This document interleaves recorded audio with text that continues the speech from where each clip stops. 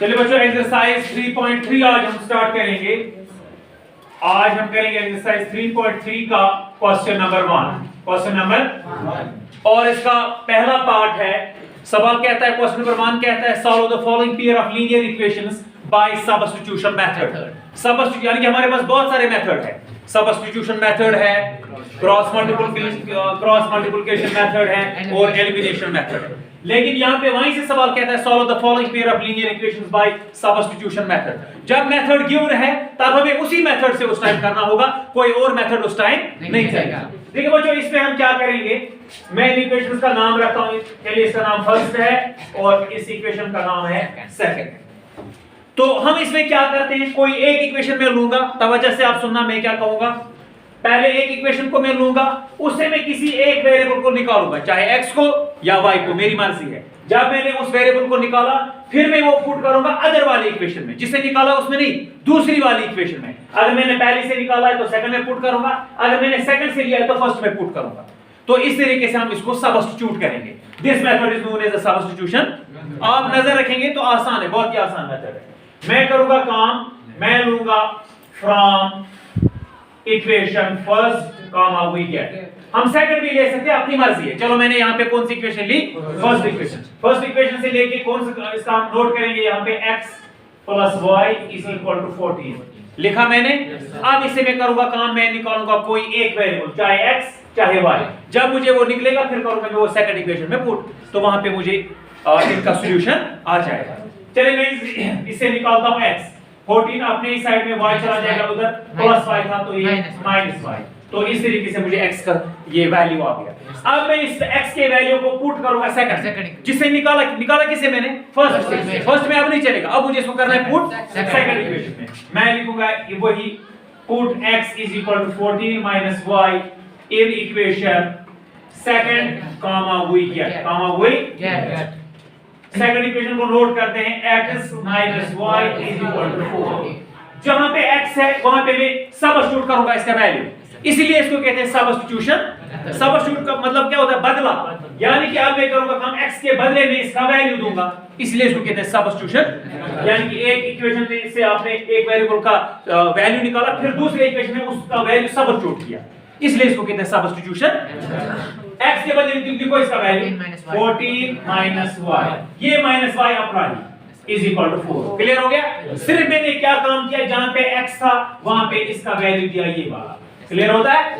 Minus y अपना ही is equal to अपना ही 4 अपना ही, मैंने कुछ नहीं किया, सिर्फ मैंने x का वैल्यू सब्स्टिट्यूट किया। क्लियर होता है बच्चों। ओके, तो अब हम करेंगे काम, इसको हम सॉल्व करेंगे। लाइक टर्म्स दो है, माइनस y, जब दोनों को माइनस होता है प्लस हो जाएगा। 14 ऐसे ही माइनस y होगा माइनस 2y, है ना। जब दोनों को नेगेटिव होगा साइन तो उनको होता है प्लस, लेकिन निशानी रहती है minus y minus 2y is equal to 4। मुझे निकालना है y, तो y वाली टर्म को मैं रखता हूं y पे, 2 भी अभी इसी के साथ है, माइनस 2y वहीं पे 4, ये 14 चला जाएगा, इधर प्लस 14 था तो वहां पे माइनस 14 हो जाएगा। Very good. आप करेंगे काम, माइनस 2y ऐसे ही 14 में निकालो 4 10, लेकिन माइनस 10 क्योंकि माइनस वाला बड़ा है। जब हम दो नंबर्स को माइनस करते हैं तो निशानी रहती है बड़े वाले नंबर, बड़े वाले को माइनस है तो माइनस 10 रहेगा। y निकलेगा बराबर माइनस 10 डिवाइड बाय, जो इनटू है वो चला जाएगा डिवाइड, माइनस 2। जब न्यूमरेटर माइनस माइनस कैंसिल, जब दोनों को माइनस होगा खत्म। y निकला मुझे, आपका सिर्फ लिखा, ठीक है, 2 1 are 2 2 5 are 10, वहां पे निकला मुझे 5। एक सॉल्यूशन मुझे आ गया। क्लियर हो गया। अब मैं y का आंसर आ गया, अब मैं पुट करूंगा फर्स्ट में या सेकंड में, अब मेरी मर्जी है। मैं यही वैल्यू पुट करूंगा फर्स्ट या सेकंड में, मुझे अब वहां पे x निकलेगा। क्लियर हो गया बच्चों। मैं करूंगा काम, मैं लिखूंगा put y is equal to 5 in equation first, in equation comma we get. First equation क्या है बच्चों, x प्लस y। चलिए अब मैं यहां पे करता हूं, फर्स्ट इक्वेशन को मैं उठाता हूं, x plus y is equal to 14, ठीक है ना। अब मैंने क्या निकाला, यहाँ पे मुझे क्या निकला y, x ऐसे ही इसको मुझे निकालना है प्लस y के बदले में लिखूंगा 5। Very good, is equal to 14। Clear होता है। x वहीं पे रहेगा, 14 अपने इस साइड में, 5 को मैं इस साइड में लाऊंगा, पॉजिटिव का 5 था, नेगेटिव 5 हो जाएगा इस साइड में, माइनस 5। x निकलेगा 14 से 5 काटो 9, तो देयरफॉर x निकला मुझे 9 एंड y निकला मुझे 5। इस तरीके से मैंने इस इक्वेशन को सॉल्व किया। अब मैं चेक भी, हालांकि मुझे चेक नहीं करना है, मुझे इसको सब्स्टिट्यूशन मेथड के जरिए से सॉल्व करना था। सॉल्व का मतलब होता है x और y वेरिएबल, उसको मुझे फाइंड करना था।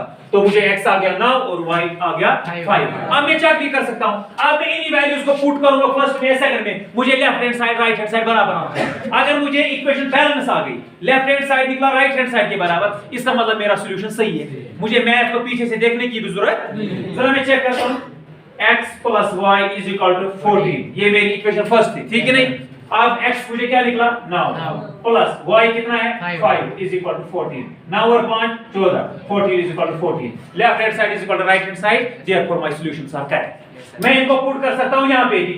जरा मुझे बताओ, दूसरी इक्वेशन है x - 4 x - y = 4, x के बदले 9 माइनस y के बदले 5 = 4। 9 में निकालो 5 तो 4 = 4, therefore my solutions are again correct. तो इस तरीके से मैंने इनके सॉल्यूशन सब्स्टिट्यूशन मेथड के जरिए से निकाल दिए। चेक तो मुझे नहीं करना है। अब मैं करूंगा इक्वेशन सेकंड को सॉल्व। आपको लगता है टफ है, लेकिन ये पार्ट भी इतना मुश्किल नहीं है। देखिए बच्चों, यहां पे मैं नाम रखूंगा, इसको मैं रखता हूं नाम इक्वेशन फर्स्ट और इसको मैं नाम रखता हूं इक्वेशन सेकंड। तवज्जो सारे बच्चों को, शाबाश। मैं करूंगा काम, एक इक्वेशन को मैं लूंगा, उससे मैं एक वेरिएबल निकालूंगा, उसको मैं सब्स्टिट्यूट करूंगा सेकंड में, तो वहां पे मुझे एक वेरिएबल आ जाएगा। क्लियर है ना? फिर मैं उसको सब्स्टिट्यूट करूंगा फर्स्ट या सेकंड में, मुझे सेकंड वेरिएबल भी आ जाएगा। अब मैं करूंगा काम, मैं लिखूंगा from equation first comma we get. समझ में आ रहा है कि नहीं? Very good. तो फर्स्ट इक्वेशन क्या है? s - t = 3। ठीक है ना बच्चों? अब यहां से एक वेरिएबल निकालो। चलो मैं s को निकालता हूं। s = 3, ये t चला जाएगा इधर, -3 था तो इधर चला जाएगा प्लस t, है ना? ठीक, निकला मुझे s का वैल्यू। अब मैं इसको पुट करूंगा सेकंड इक्वेशन में। क्लियर है ना? इसी को कहते हैं सब्स्टिट्यूशन मेथड। मैं लिखूंगा आप put s = 3 + t in equation second, comma we get। चलिए बच्चों, सेकंड इक्वेशन को उठा लो। s / 3 + t / 2, ये प्लस है यहाँ पे ना, = 6। अब करो काम, जहां पे s है वहां पे उसका वैल्यू ले लो। बाकी को एज इट इज लिखना है, बाकी को कोई भी चेंज नहीं करना है।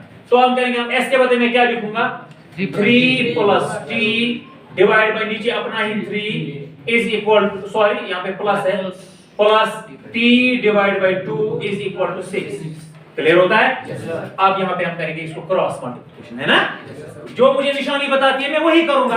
बीच में प्लस है तो मैं करूंगा क्रॉस मल्टीप्लिकेशन। क्रॉस मल्टीप्लिकेशन करो आप, 2 3 6, वेरी गुड, प्लस 2t हो गया 2t, बीच में प्लस 3t क्या हो गया 3t, और डिवाइड बाय 3 2 6 = 6। जब प्लस और माइनस बीच में होगा बच्चों, तो कौन सा क्रॉस होता है? कॉर्नर को कॉर्नर के साथ, इस कॉर्नर को इसके साथ, फिर डिनोमिनेटर को डिनोमिनेटर। लेकिन अगर इज इक्वल टू होता है तब होता है कॉर्नर और कॉर्नर को डिनोमिनेटर के साथ नहीं होता है। अब हम करेंगे काम, यहाँ पे लाइव टर्म्स 2 है, पहले इनको ऐड करते हैं। देखो 2t और 3t कितने हो गए? पहले मैं लिखूंगा 6 + 5t डिवाइड बाय 6 = 6।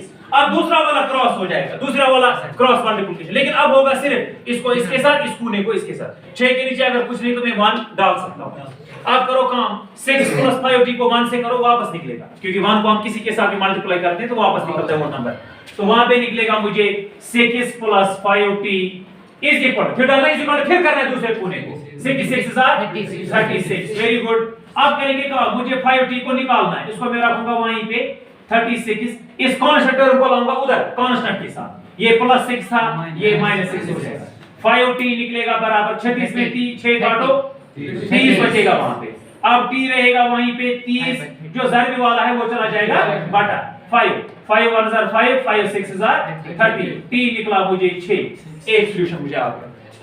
t क्या निकला मुझे 6। अब मैं इसको पुट करूंगा फर्स्ट में, सेकंड में भी पुट कर सकता हूं, लेकिन फर्स्ट वाली आसान है, मैं इसको फर्स्ट में ही पुट करूंगा। अब मैं करूंगा काम, मैं लिखूंगा ऐसे पुट, क्या निकला मुझे y, सॉरी t है यहाँ पे, put t = 6 in equation first, comma we get. First equation को एक बार नोट कर लो, s - t = 3। क्लियर है बच्चों?